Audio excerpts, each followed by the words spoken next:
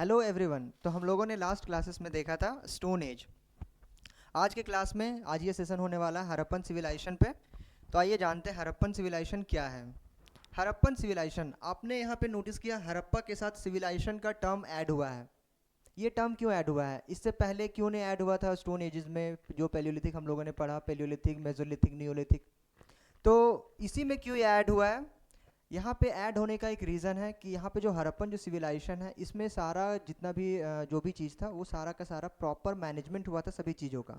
जैसे कि यहाँ पे एक प्रॉपर ड्रेनेज सिस्टम था, यहाँ पे प्रॉपर टाउन प्लानिंग है, यहाँ पे प्रॉपर किसी भी रिचुअल्स को परफॉर्म करने के लिए कोई स्पेसिफिक प्लेस है।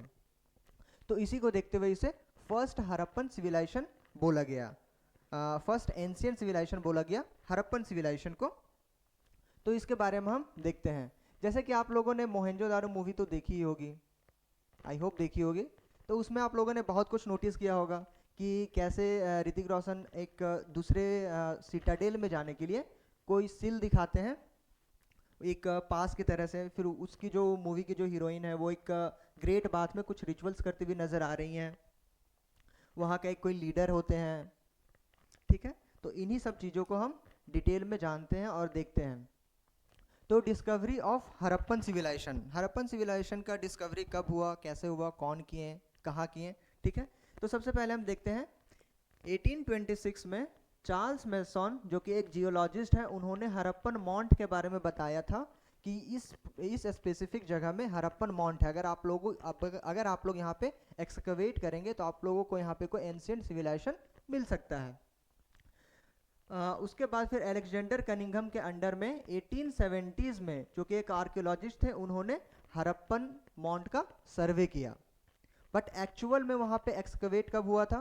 वो हुआ था सर जॉन मार्शल के टाइम पीरियड में, और वो हुआ था 1921 में।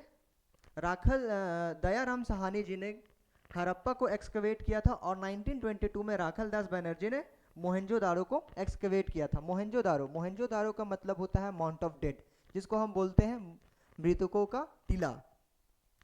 तो इन दोनों के बारे में हम या पूरे हड़प्पन कल्चर के बारे में और डिटेल में जानते हैं। तो यहाँ पे कुछ जो भी हड़प्पन सिविलाइजेशन है उनके कुछ कुछ साइट्स हैं, कुछ मेजर साइट्स के बारे में देख लेते हैं। जैसे कि हड़प्पा हो गया, रोपर है, बनावली है, राखीगढ़ी है, कालीबंगम है, मोहनजोदारो है, बालाकोट है, आमरी है, अलादीनो है, धोलावीरा है, लोथल है, सुक्ता जिंदौर है। ये कुछ कुछ इंपॉर्टेंट साइट्स हैं। अगर हम देखें कि हड़प्पन सिविलाइजेशन का एक्सटेंशन कहाँ से कहाँ तक हुआ था, एक्सटेंशन मतलब वो नॉर्थ में कहाँ तक फैला हुआ था, साउथ में कहाँ तक था, ईस्ट में कहाँ तक था, वेस्ट में कहाँ तक था। तो अगर हम नॉर्थ की बात करें तो नॉर्थ में ये जो उस साइट का नाम है मंडा, जो कि कहाँ है? जम्मू एंड कश्मीर में है। ये कहाँ पे है? नॉर्थ में है। और अगर साउथ की बात करें तो साउथ में यहाँ पे है दाइमाबाद, जो कि कहाँ है? महाराष्ट्र में है। और अगर हम ईस्ट की बात करें तो ईस्ट में है वो राखीगढ़ी, यूपी में जो है। और अगर हम इधर वेस्ट की बात करें तो वो है सुक्ता जिंदौर, जो कि पाकिस्तान में है प्रेजेंट टाइम में। तो ये इसका एक्सटेंशन है कि वो नॉर्थ में कहाँ है, साउथ में है, और ईस्ट एंड वेस्ट तक कहाँ कहाँ तक फैला हुआ है हड़प्पन सिविलाइजेशन। उसके बाद हम देखते हैं कि इसके प्रेजेंट लोकेशन अभी कहाँ कहाँ पे हैं। जैसे कि पहला देख लेते हैं, जो सिंध पाकिस्तान है वहाँ पे कौन कौन से हैं? मोहनजोदारो है, आमरी है, चानूदारो है, कोट डीजी है। पंजाब पाकिस्तान की बात करें, जो पंजाब का पाकिस्तान है उसमें हड़प्पा है। हड़प्पा के बगल में कौन सी रिवर है? ये रावी रिवर के किनारे है हड़प्पा। फिर यहाँ पे देख लें रहमन देरी है। उसके बाद फिर साउथ बलूचिस्तान, जो कि पाकिस्तान में ही है, वहाँ पे क्या है? सुक्ता जंदौर, जो कि ये क्या है? वेस्टर्न मोस्ट हड़प्पन साइट है। फिर बालाकोट, सुक्ता को। फिर अब इंडिया की बात करें, इंडिया में कौन कौन से साइट हैं? तो पहले जम्मू कश्मीर, जो कि मंडा में है, ये क्या था? नदन मोस्ट साइट है। फिर पंजाब की बात करें तो पंजाब में कौन है? रोपर है। रोपर किस नदी के किनारे है? सतलज। फिर राजस्थान की बात करें तो राजस्थान में क्या है? कालीबंगम, ये है घाघरा रिवर के किनारे। फिर हरियाणा में बात करें तो हरियाणा में बनावली है जो कि है घाघरा रिवर के किनारे। फिर वहाँ पे राखीगढ़ी भी है, वो भी है घाघरा के किनारे। फिर मिथाहाल है, फिर कुनाल है, ये सारे साइट्स के नाम हैं। फिर गुजरात में देखें तो गुजरात में है धोलावीरा है, रंगपुर है, राजौरी है, सुक्ता तोड़ा है और लोथल है।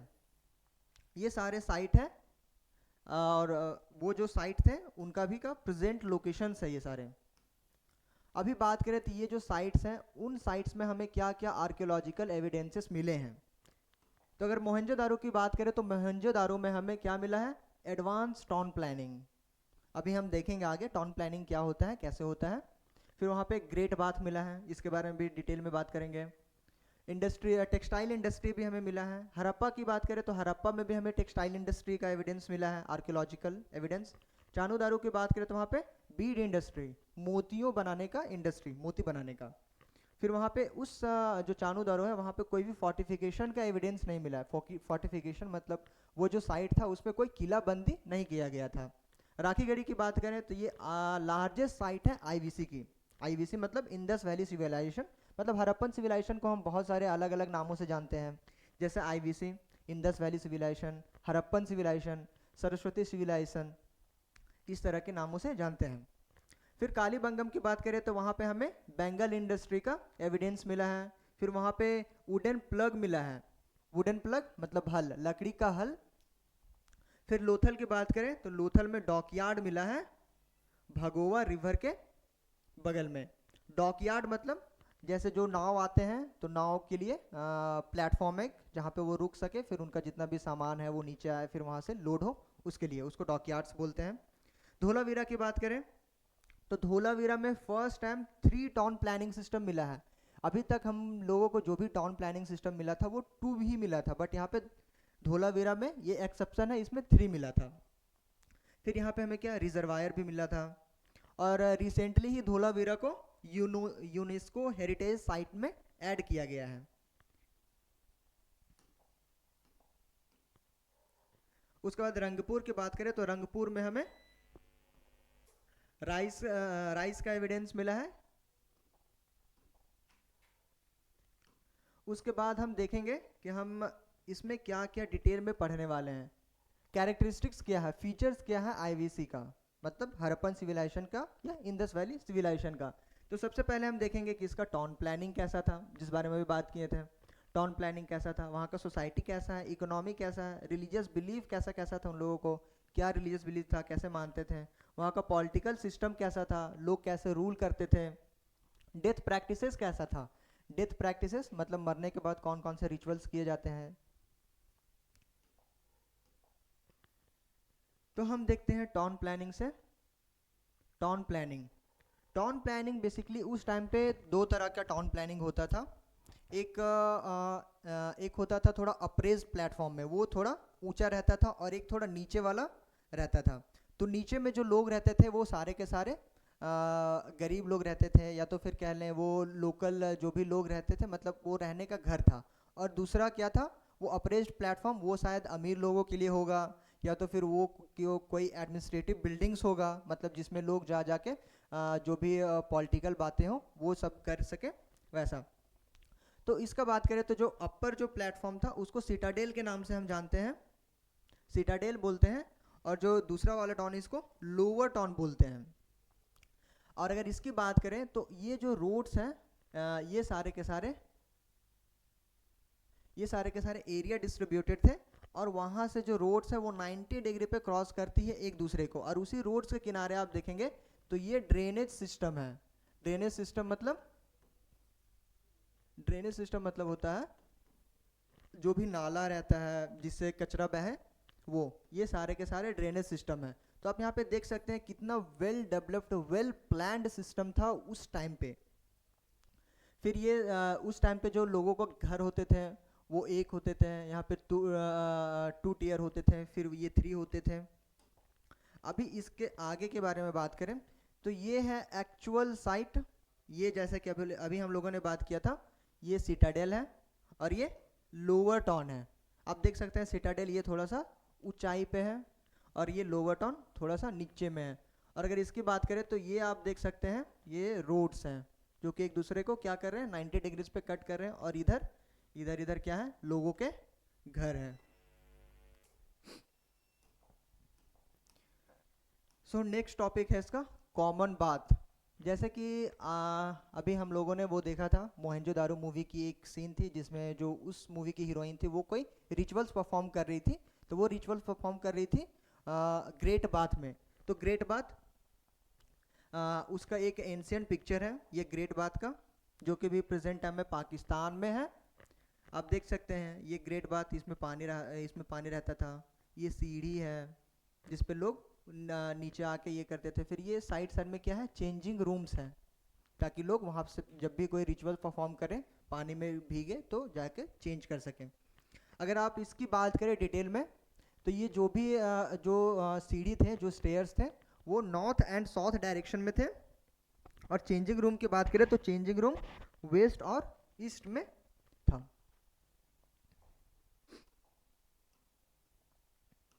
अभी वहाँ के ड्रेनेज सिस्टम की बात करें तो ड्रेनेज सिस्टम में जनरली लोग यूज़ करते थे जिप्सम का। जिप्सम जिप्सम एक तरह का मटेरियल है जिसमें कि लोग यूज़ करते हैं जनरली, जैसे कि हम इसमें देख सकते हैं। जैसे कि एक ये हम ड्रेनेज सिस्टम ले लेते हैं, ठीक है। इस ड्रेनेज सिस्टम में ये लेयर हो गई जिप्सम की। ड्रेनेज सिस्टम के ऊपर एक जिप्सम की लेयर बनाते थे लोग। अभी इसमें जो भी कचरा आएगा, जो भी कचरा रहेगा वो क्या करेगा, वो कचरा इसमें छन जाएगा। जो भी कचरा रहेगा, जो भी सॉलिड मटेरियल रहेगा उस गार्बेज में वो सारे के सारे यहीं पे स्टोर हो जाएंगे। और जो भी पानी वाले जो भी ये लेंगे लिक्विड वाले मतलब पानी, वो नीचे चल जाएंगे ग्राउंड में। तो ये हो गया ग्राउंड वाटर रिचार्ज भी हो जाएगा इससे।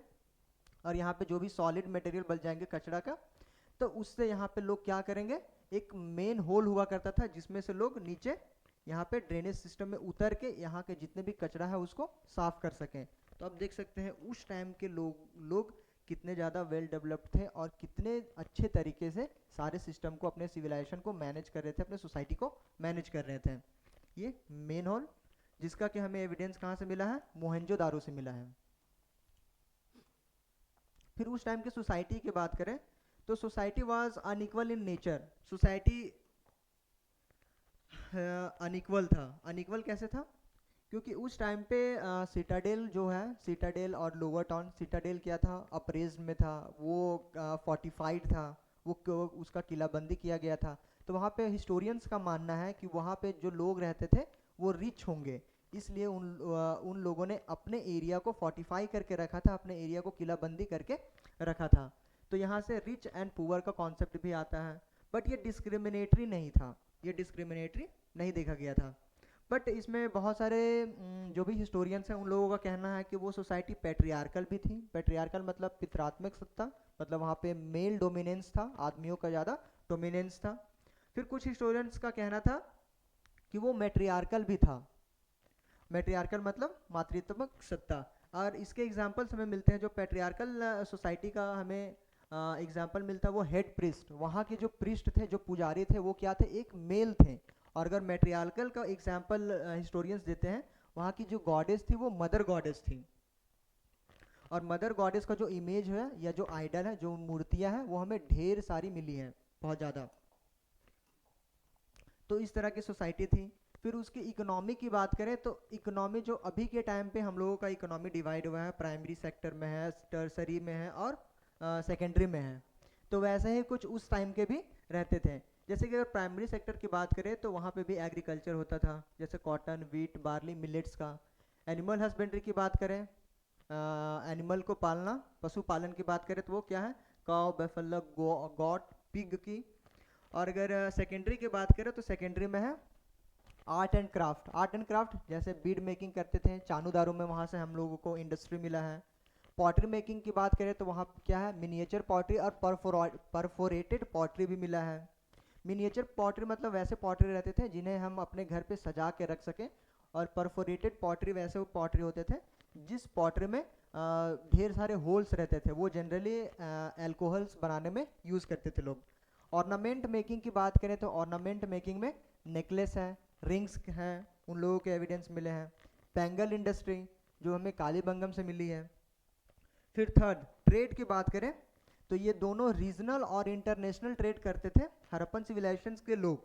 और इसका एग्जांपल्स हमें क्या मिल रहा है, ये हिस्टोरियंस का मानना है या कहना है, उन लोगों का एविडेंसेस, आर्कियोलॉजिकल एविडेंसेस मिला है कि वो लोग मेसोपोटामिया से क्या करते थे, कॉटन को एक्सपोर्ट करते थे, जिसे लोग सिंदोन भी बोलते हैं। कॉटन को क्या बोलते हैं, सिंदोन। ये सब टर्म्स आप लोग याद रखिएगा, इसी टाइप के क्वेश्चंस आते हैं कुछ टर्म बेस्ड पे। फिर अफगानिस्तान से ये लोग करते थे, अफगानिस्तान से क्या इंपोर्ट करते थे, टीन, लैपिस लिजोली, ये एक टाइप का स्टोन होता है, उस टाइम पे काफ़ी क्या बोलते हैं, प्रीसियस स्टोन था। फिर गोल्ड का भी इंपोर्ट करते थे अफगानिस्तान से। यहाँ पे कुछ ग्लिम्स है, कुछ पिक्चर्स हैं मिनिएचर पॉटरी के।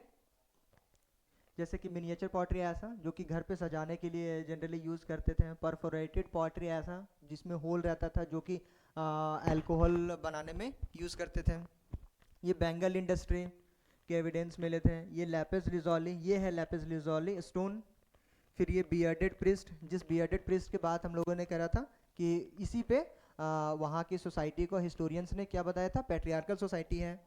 ये ब्रॉन्ज डांसिंग गर्ल भी हमें मिला है। ये ऑर्नामेंट्स मिले हैं उस टाइम के लोग, मतलब उस टाइम की जो लेडीज रहती थी वो किस टाइप का ऑर्नामेंट्स यूज़ करती थी।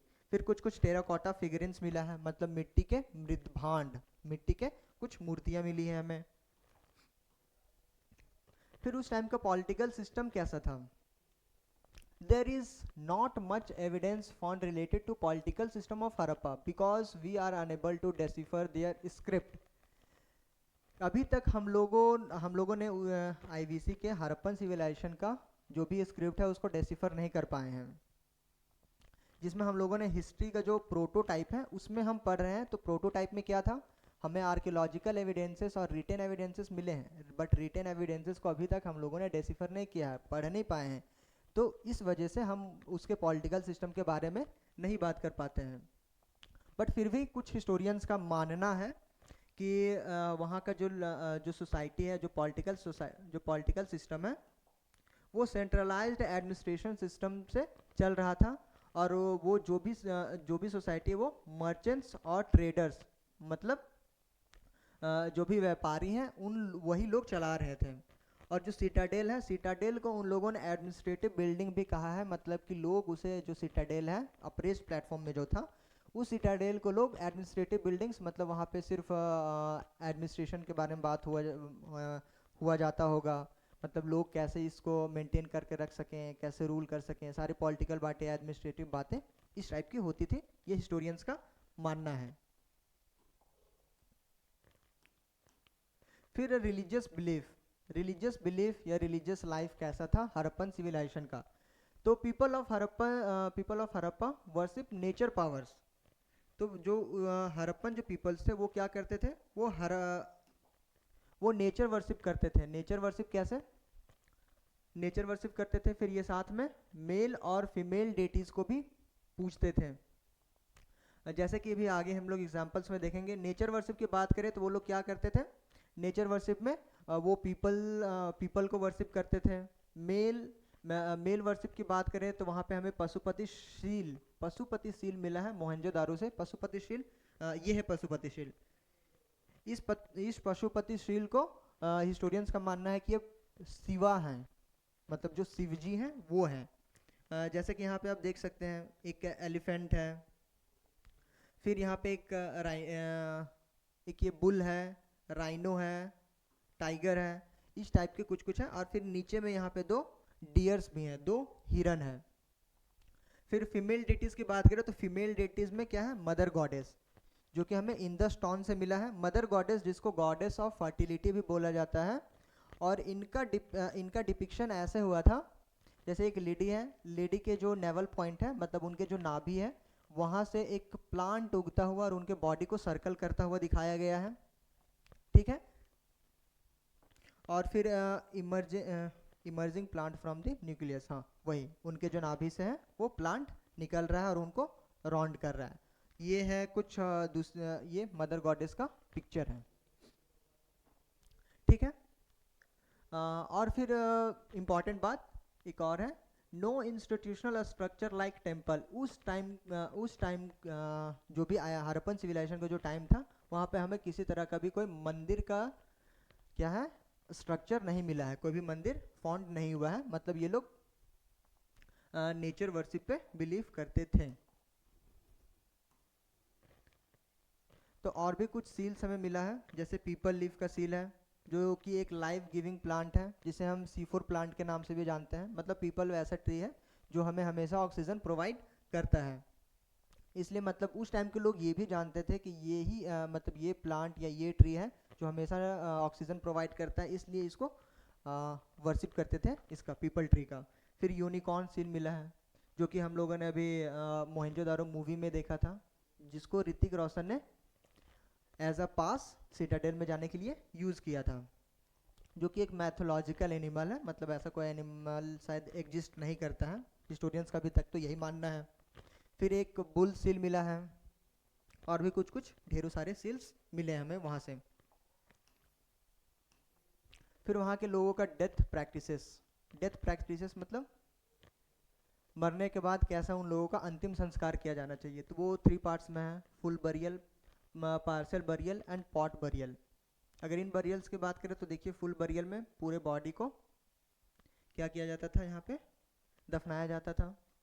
और साथ में आप लोग यहाँ पे ये भी देख सकते हैं, नोटिस करेंगे तो ये देखिए कुछ कुछ आइटम्स भी इन लोगों के साथ में दफनाया गया है। मतलब कि इस टाइम के लोग शायद रीबर्थ में बिलीव करते होंगे कि मतलब ये लोग जब मरे हैं तो इसके बाद भी कहीं इनका लाइफ होगा, और जहाँ पे भी लाइफ होगा तो वहाँ पे इन सब चीज़ों का वो लोग यूज़ कर सकते हैं। कुछ ऐसा बिलीफ रहा होगा उन लोगों का, रीबर्थ का भी। पार्शल बरियल की बात करें तो ये पार्शल बरियल के कुछ एग्जाम्पल्स हैं। पॉट बरियल की बात करें तो जो भी उनकी अस्थियां हैं या जो भी बोन्स हैं, वो सभी एक पॉट में कलेक्ट करके उसको क्या कर देते थे, दफना देते थे। फिर यहाँ पे कुछ कुछ एग्जाम्पल्स हैं। Dog buried with a man, ये हमें कहाँ मिला है, रोपर से। ज्वाइंट बरियल हमें मिला है कहाँ, लोथल से। ज्वाइंट बरियल मतलब किन्हीं 2 लोगों को साथ में दफना दिया गया होगा। फिर 3 ज्वाइंट बरियल्स मतलब एक ही कब्र में 3 लोगों को, ठीक है, वो हमें कहाँ से मिला है, कालीबंगम से। पोर्ट बरियल की बात करें तो ये सुक्ता तोड़ा से मिला है। और ये लोग सुपरस्टिशियस में भी बिलीव करते थे। सुपरस्टिशियस मतलब अंधविश्वास में भी बिलीव करते थे। कैसे, तो इसका एविडेंस हमें मिलता है एम्यूलेट्स। एम्यूलेट्स मतलब ये लोग तावीज़ का भी यूज़ करते थे। तो इससे पता चलता है कि ये लोग अंधविश्वास में थोड़ा सा भरोसा तो करते थे। अभी जब इतना सारा कुछ सही से चल रहा था आईवीसी में, तो फिर ये डिक्लाइन कैसे हुआ, इसका रीज़न क्या है? जब सारा कुछ प्रॉपर स्ट्रक्चर में है, सिविलाइजेशन था, ये सारा का सारा चीज़ अच्छे से प्रॉपर मैनेज हो रहा था, तो फिर डिक्लाइन क्यों हुआ, कैसे हो गया? तो इसके डिक्लाइन के बारे में भी ढेर सारे हिस्टोरियंस का अलग अलग कहना है, मानना है। तो देखते हैं। सबसे पहले तो फ्लड बताया गया इसका रीज़न, कि हड़प्पा जो सिविलाइजेशन है ये डिक्लाइन होने के पीछे रीज़न फ्लड हो सकता है। वो मार्शल ने कहा था, SR राव ने कहा था, और मैकॉ ने कहा था। फिर कुछ हिस्टोरियंस का मानना था, मार्टिमर विलर और गार्डन चाइल्ड का मानना था कि ये किसी फॉरेन अटैक से ये सिविलाइजेशन डिक्लाइन हो गया है। और उस फॉरेन अटैक में किसका नाम लिया गया था, आर्यन अटैक्स। आर्यन अटैक्स जो कि हम आगे पढ़ेंगे, जो 1500 BC में आर्यन का एडवेंट होता है, मतलब वो इंडिया में आते हैं। तो ऋग्वेद में एक बैटल का मेंशन किया गया है, जो बैटल है बैटल ऑफ हरियप्पा। बैटल ऑफ हरियप्पा को हिस्टोरियंस ने कंसीडर किया है, माना है कि वो बैटल ऑफ हड़प्पा है। बैटल ऑफ हड़प्पा जिसमें कि आर्यंस ने यहाँ पे आया था, इन्वेड किया, एडवेंट किया था, और अटैक करके हड़प्पन सिविलाइजेशन को ख़त्म कर दिया। फिर कुछ हिस्टोरियंस का, जैसे KUR कैनेडी का कहना है कि ये कोई एपिडेमिक से ये ख़त्म हो गया होगा। फिर द्रिमित्रिव का कहना है कि वो क्लाइमेट चेंज की वजह से होगा। बट यहाँ पे जो 5th एक और जो बहुत ज़्यादा इम्पॉर्टेंट है और काफ़ी मानते हैं लोग, हिस्टोरियंस भी मानते हैं, कि शायद यही रीज़न रहा होगा इसके डिक्लाइन होने के पीछे। तो वो क्या है, ग्रेजुअल डिक्लाइन थियरी दिया गया है। ग्रेजुअल डिक्लाइन थियरी में क्या बताया गया है, due to collapse of trade relation with Mesopotamia, मतलब यहाँ के लोगों का ट्रेड रिलेशन खत्म हो गया होगा। क्लाइमेट चेंज, ट्रेड रिलेशन जब खत्म हो जाएगा तो वहाँ के लोगों के पास इकोनॉमी नहीं रहेगा, लोगों के पास पैसे नहीं रहेंगे, तंगी पड़ जाएगी।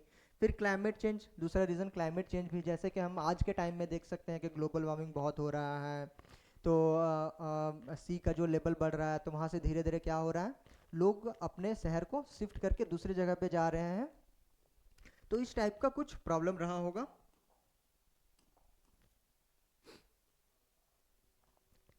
सो यही था हमारा हड़प्पन सिविलाइजेशन। तो आज का ये सेशन यहीं तक। अब नेक्स्ट क्लासेस में हम देखेंगे इसके आगे, जो हम लोगों ने फर्स्ट क्लासेस में क्रोनोलॉजिकली देखा था कि इसके बाद क्या है, तो आईवीसी के बाद हम देखेंगे Chalcolithic age. So I hope आप लोगों को क्लास अच्छा लगा होगा। Thank you, have a nice day.